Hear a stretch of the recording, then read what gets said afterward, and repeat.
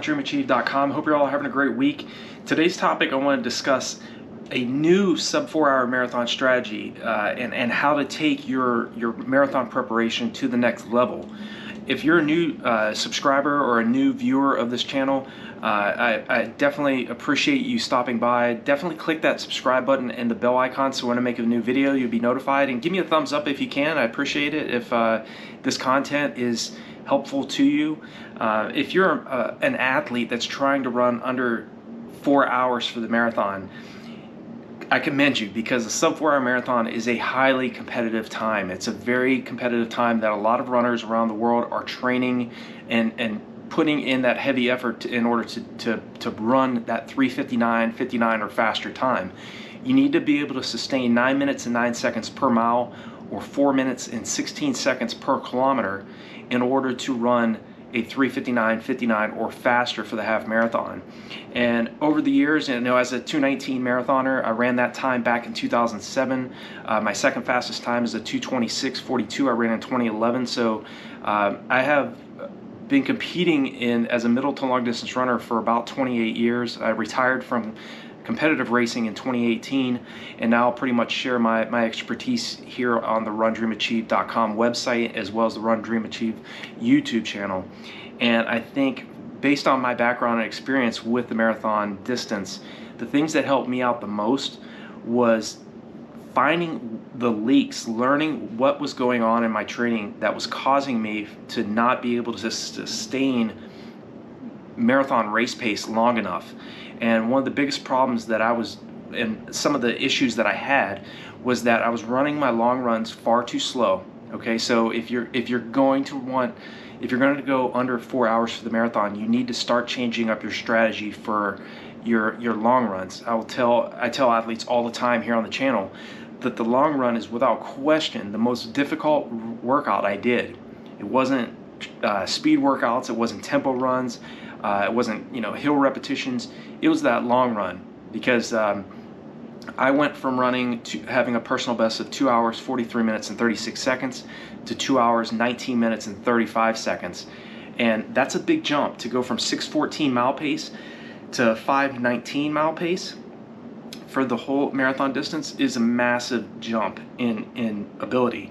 So you have to have a different mental strategy as well, because you're trying to slow down less than your competition, and you're trying to drastically drop time, and there's no guarantee. Sometimes that you can do everything right in marathon preparation and still miss your goal, and I understand that 100%, because over the years it took me a lot of time to get the marathon distance down right.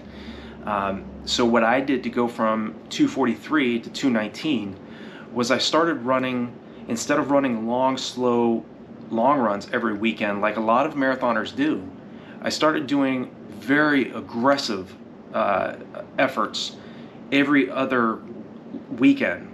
Okay, so for example, I would do it like, say, a 20 miler, where every fourth mile I would drop a sub 5 minute mile right in the middle of that long run, and then I would back, I'd ease off the pace for a few miles, and then I'd run say around 6 miles or 7 miles at around 5:35 mile pace, back off and give myself about 2 miles of easy jogging. Then I would drop another sub 5 minute mile, and then the following week I would just run nice and relax and jog for that particular long run. So when I'm thinking about a sub 4-hour marathon strategy and what you need to do in order to get to that time, to get across the finish line with 3:59:59 on the clock, it's about periodization. It's about training at a specific effort for a specific amount of time, and allowing your body to adapt to that particular effort that you're throwing down at yourself. Okay, so you have to stress your body anaerobically. You have to spend time doing that VO2 max workout once per week, where you're running closer to your 3K to 5K race paces that are way faster than you're going to be aiming at to run the marathon. So again, the marathon pace you need to hold is 9:09 per mile or 4:16 per kilometer. So spend some time running, even if it's for a few seconds to a few minutes. Spend some time running down around 7-minute mile pace. That's 2 minutes faster than goal race pace, and over 2 minutes faster.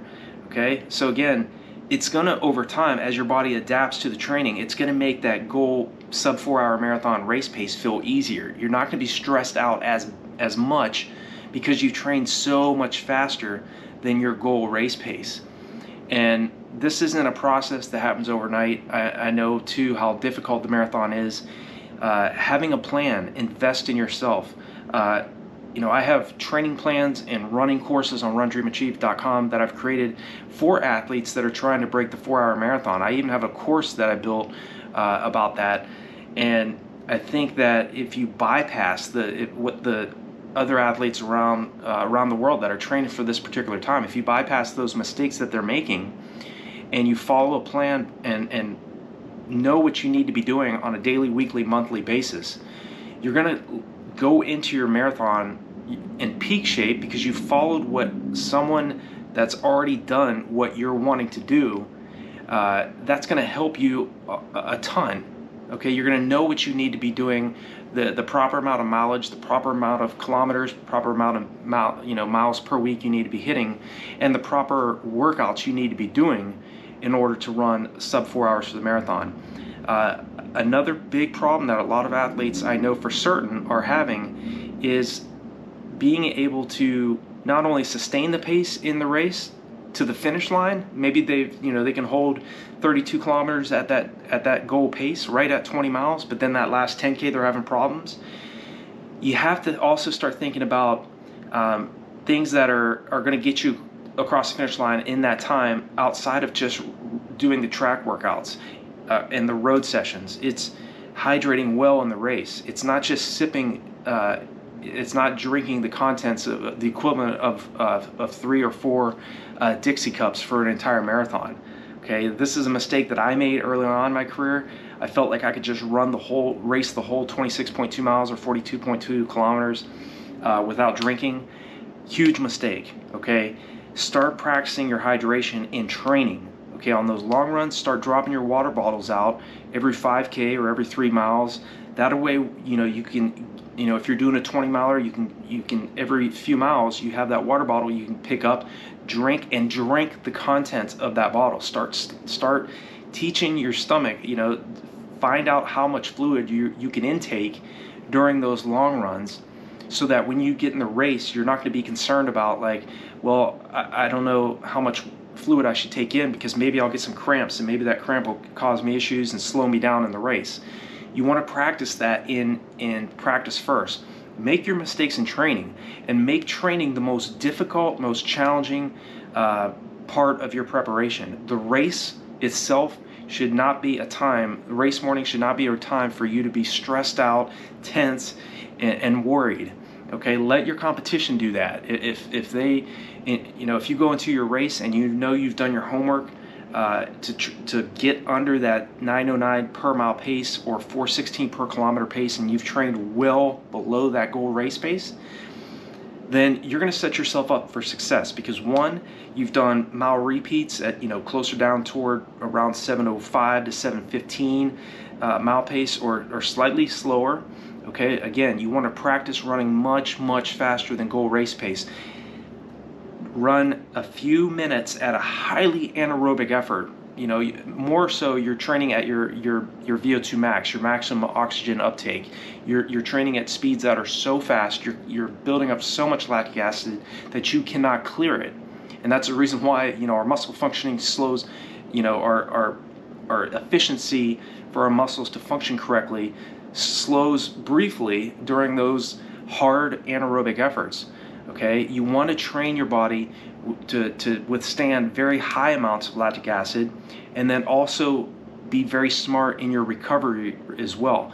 If you're wanting to run under a sub 4-hour marathon, your sub 4-hour marathon strategy has got to be changed up. You have to start thinking in a different way. You have to start thinking how a sub 4-hour marathoner thinks. And what we think is, okay, what do I need to do to use leverage? And leverage simply means doing more with less. We've all been taught how to work hard. Okay, working harder isn't necessarily going to get you a sub 4-hour marathon. You have to start working smarter. You know, it's not about how much volume you're putting in, it's what you're putting into that volume that truly counts.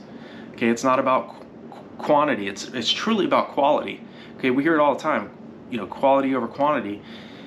And sometimes we're stubborn as athletes. We want to run very high mileage, and for a lot of athletes, at least, there's a lot of athletes that feel like higher volume is the answer.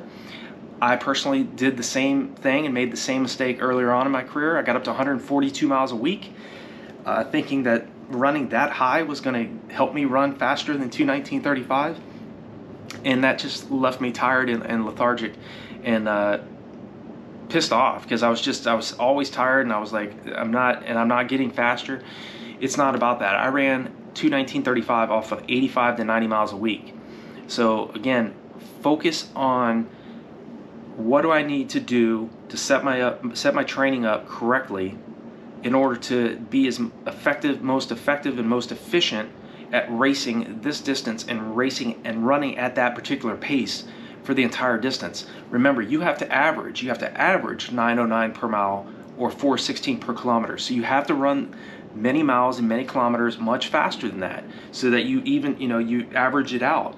So get accustomed to running at times once per week at your 3K to 5K race pace, or 3K to 10K race pace. Again, you're not going to be able to race that marathon at those types of efforts, but again, it's going, because you've done that and because you've run longer tempo runs at, you know, very aggressive efforts for longer periods of time rather than shorter periods of time, it's going to make race pace, sub 4 hour marathon race pace, feel that much easier. Okay, it's not going to, I'm not saying it's not going to be easy.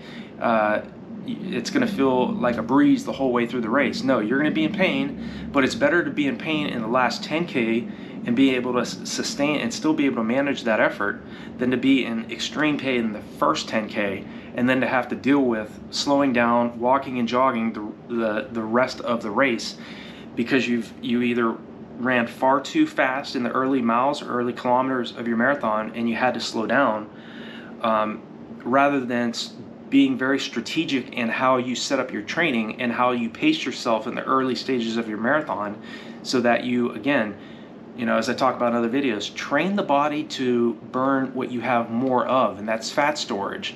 Okay, the only way to teach the body to burn fat at race pace and to become more efficient at burning fat is to train at very high anaerobic efforts, as well as running very easy for very long periods of time. Get out the door and be on your feet for, you know, 2 to 2.5 hours. Get used to being on your feet for a long period of time.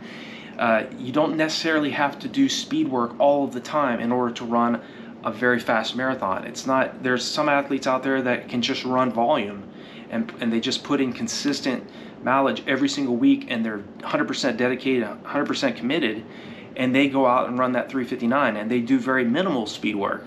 And then there's other athletes out there that need to really focus on their speed in order to, you know, to get to a point where they can run that 3:59. There's some athletes that need to run higher volume in order to run a sub 4 hour marathon, and then there's athletes out there that can run much less volume and achieve the same goal. So you have to do what works best for you. But my top recommendations are this: start running those long runs at a faster pace. Again, if you check out the running courses and running training plans on RunDreamAchieve.com, consider investing in one of those, because the way I've set up that training is there are 16-week blocks of training. If you're going to invest in a running course, they're going to be video tutorials where we really go much more in depth on specific areas of your training that you need to do in order to run under sub 4 hours for the marathon, or sub 3 hours. I have a course for sub 2 hours and 30 minutes, a 5-hour marathoner course as well. And I also have training plans. The training plans are 16 weeks in length. They come in PDF, PowerPoint presentation, and they're instantly downloadable the moment you pay for them. But every 3 weeks, the start of our 4th week, we do a recovery week. So again, because if you're going to if you're wanting a sub 4 hour marathon strategy, you need to start finding out what are the leaks in your training. What are you doing incorrectly that has caused you to not be able to break this goal yet? Okay, so a lot of athletes need a new strategy. They need a new way of doing things, a new mindset. Maybe they've run far too many miles too slow, or maybe you're at a point where you're like, man, maybe I'm just too old for this, or maybe the marathon event isn't for me. Maybe I just don't have what it takes. Don't think that way. Okay, a lot of times you have to go through the trials and errors in order to get to a point where you run that magic effort where the stars align and where you taper correctly, you go into the race feeling fresh, feeling motivated, and you run with that pack the entire race, and then you pick up the pace in that last 5 kilometers where a lot of athletes are having a hard time being able to sustain the pace. But because you've changed up your strategy, you've started practicing hydration, you started practicing running at faster paces for your long runs and alternating harder long runs, followed the next week by recovery long runs. You focused on your recovery days where you run really easy. That way you can get back on the track and really attack your next hard anaerobic training session. Just know this, all the hard work that you're putting in right now, the benefits of that hard work is going to come within the rest period. Okay, when I ran 2:19:35, I was very focused on recovery. Okay, because my hard sessions on the track, I was doing mile repeats anywhere from 444 to 447 per rep at 6,000 feet in Colorado Springs when I was at my fittest, and I was doing those by myself. I also had athletes at other times where I had athletes where we were doing alternating laps and helping each other out. I've trained with world-class athletes, athletes that were much faster than me over the marathon distance, and they all taught me the same thing. Keep the enjoyment in the sport. Don't take yourself so seriously as well. Okay, definitely put in the heavy work, stress the body, do longer long runs, start branching out the duration of your tempo runs. Okay, and that's how the training plans and the running courses, that's how we focus, and that's how we prepare for these races, and especially athletes that are training for specific times. We focus on periodization, where we focus on a specific effort for 3 to 4 weeks, and then once the athlete is adapted to that particular effort, then we move to the next 3 to 4 weeks session at a faster pace, and we start lessening the recovery between each one of those intervals, because again, there's no rest in the race. So you do want to get to a point where you're running much faster than goal race pace, and then lessening your rest in between those efforts. Okay, and then the taper phase. I believe in a 10-day taper, not a 3-week taper. I think that a lot of athletes can still get great benefits from a 3-week taper for the marathon, but I think that, and I've tried it myself, I always felt stronger when I started to drop my volume and my intensity 10 days out from the marathon instead of 21 days out. I think a lot of times when you start dropping your volume and your intensity 3 weeks out from your main race, it can leave you feeling kind of more tired than you want, and you want to go into your race feeling fresh and completely rested. 10 days is plenty of time to rest up for your race, and I think that starting to drop your volume and your intensity 10 days out and continuing to remind your body, remind your legs of what you're training them to do 10 days out from your main race will get you to the start line and get you to the race morning feeling motivated, really motivated and rested and excited and ready for the race. So I hope this video on this this sub 4 hour marathon strategy topic has been helpful for you, and I definitely understand how difficult the marathon is, and I hope that what I'm sharing in this video has been helpful, and that will at least get you thinking in a different way in terms of preparing for your race. I also think that having that new strategy, a new way of thinking, and a new plan in place leading into your next marathon will really pay huge dividends when it comes down to that 4 months from now, when you go in your race and when you go into your main race, having trained at far faster paces than you're trying to race at for the marathon, and training in a different way. And I also believe very heavily in mental power, mental visualization. Seeing what you want in your mind's eye first, seeing what you want and that time that you're going for, and repetitive, and being repetitive and rehearsing that over and over again every day for many months is going to train your subconscious mind to direct you where you want and to what you want to achieve. It has to happen in the mind first before it ever becomes reality. Okay, so definitely continue to visualize yourself doing what you want to do. That's very powerful. You know, Billy Mills said it best. He said the subconscious mind cannot tell the difference between reality and imagination. And you know, he went into the Tokyo Olympics in 1964 with a PR of around like 29:30 for the 10,000 meters, and ended up winning the 10,000 meter gold medal in 28:24. And he said over and over again he would visualize himself winning the gold medal over and over and over again. You know, obviously you can't just visualize and you can't expect to get great results by just doing mental training. But if you're doing both, you're doing that, you're training at paces well below your goal sub 4-hour marathon pace. You're resting in between each hard anaerobic effort. You're giving yourself enough time to recover from those hard efforts. You're paying attention to all the other fundamentals, your nutrition, your hydration, getting enough sleep, just focusing on the other fundamentals that are really going to pay you back in the long run. If you're doing all those things, you're going to set yourself up for success.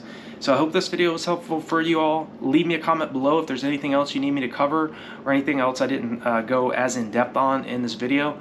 And I will talk to you all in the next video.